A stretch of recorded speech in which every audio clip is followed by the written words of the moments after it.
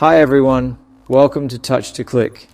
In this video we'll explain how to fix Black Ops 2 unhandled exception caught error in Windows and help you stop the game from crashing or failing to launch. Step 1. Go to the search engine and search the DirectX End User Runtime Web Installer.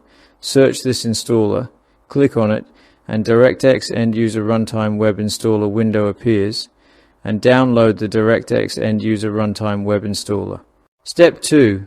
Once the download is complete, open the installer and click Yes if a permission prompt appears. Accept the license agreement, then click Next to allow the installer to fix missing or corrupted DirectX files. Step 3. During installation, untick any optional offers that appear and continue by clicking Next. These extras are not required and skipping them keeps your system clean. Step 4. Wait for the installation to finish this task and wait and wait. Be patient when you are waiting to accomplish the task, and click Finish when it completes. This ensures all required DirectX components for Black Ops 2 are properly installed. Step 5.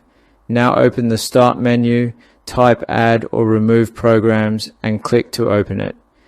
This section lets you manage and repair software installed on your PC. Step 6. Scroll through the list and find all entries labeled Microsoft Visual C++. These runtime libraries are essential for running games and applications smoothly. Step 7. Select Modify, then choose Repair. This process fixes broken or missing files without uninstalling anything.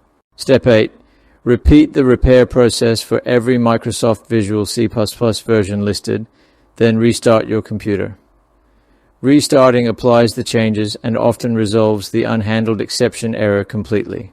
Thanks for watching, and don't forget to subscribe to Touch to Click for more easy and helpful PC troubleshooting videos.